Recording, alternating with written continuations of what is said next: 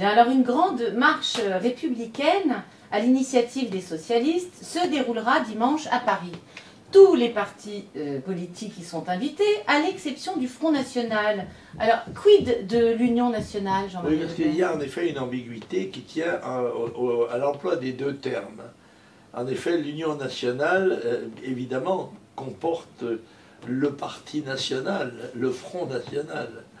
Et la marche républicaine permet aux gens du système de rester entre eux, en quelque sorte, et de mettre le Front national à l'écart. C'est ce qui s'est fait. Et de toute évidence, la gauche entend tirer de cet incident qui a déclenché une grande émotion populaire, d'ailleurs orchestrée par tous les médias, je reviendrai sur le sujet si vous permettez, et ils comptent se servir de ça pour essayer de redorer leur blason bien terni dans les événements récents. Alors, la manière dont tout cela est orchestré me rappelle des manifestations du même type qui furent organisées avec la complicité des médias, y compris des médias de droite, lors par exemple de l'affaire de Carpentras, oui, où le Front National fut accusé d'avoir violé une sépulture dans un cimetière juif, alors qu'il était parfaitement innocent. Rappelez-vous la manifestation avec le président de la République, pour la première fois dans l'histoire de la République, à la tête d'une manifestation qui comportait pratiquement les mêmes que ceux qui sont aujourd'hui invités à défiler dimanche. Et puis il y a eu le 2002, ce fut exactement le même phénomène. Rassemblement orchestré par toute la presse, avec n'est-ce pas, tous, et aujourd'hui c'est nous sommes tous Charlie, je suis Charlie. Eh bien moi, je suis désolé, je ne suis pas Charlie.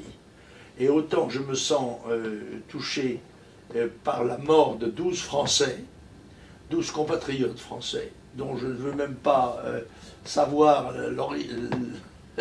l'identité politique, encore que je la connaisse bien, qu'elle soit celle d'ennemis du Front National, qui en demandait la dissolution par pétition, je le rappelle, il n'y a pas tellement longtemps que ça. Bon. Mais je ne me sens pas du tout l'esprit de Charlie. Je ne vais pas, moi, me battre pour défendre l'esprit de Charlie, qui est un esprit anarcho-trotskiste, parfaitement dissolvant de la moralité politique. Et dans le fond, notre mise à l'écart est un hommage qui nous est rendu et qui, je pense, sera interprété comme tel par nos concitoyens. Je pense que ceux-ci auront l'occasion, s'ils le souhaitent, de manifester leur opinion dans les urnes, quand ils sont convoqués pour le faire, et ils le sont, écoutez, dans une partielle législative, là, dans quelques jours, ils auront peut-être l'occasion de dire ce qu'ils pensent de cette manière de faire, et qui est évidemment une manière d'affaiblir considérablement la réaction de la nation, qui devrait être unie.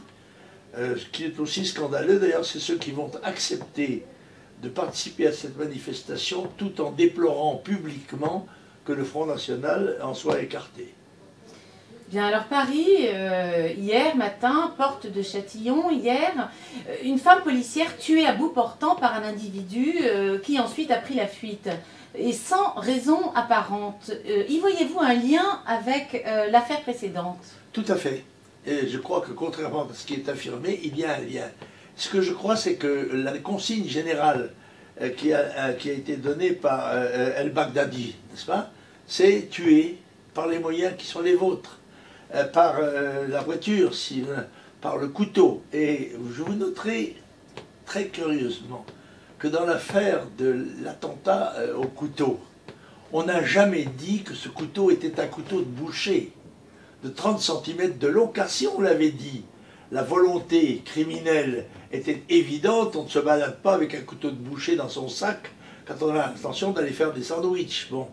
Et on ne l'a pas dit du tout, jamais, même pas la police l'a dit. Bon.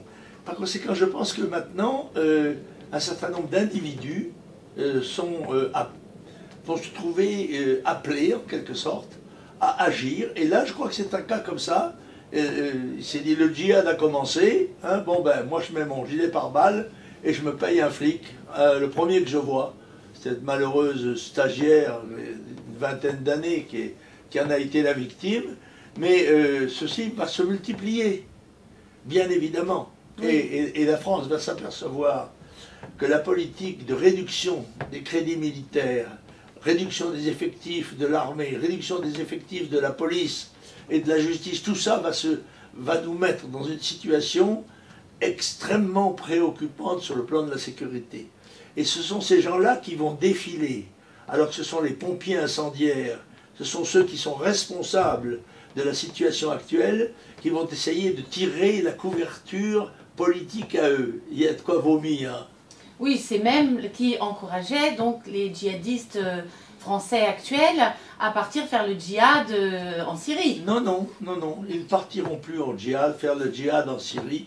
Ils vont faire le djihad en France.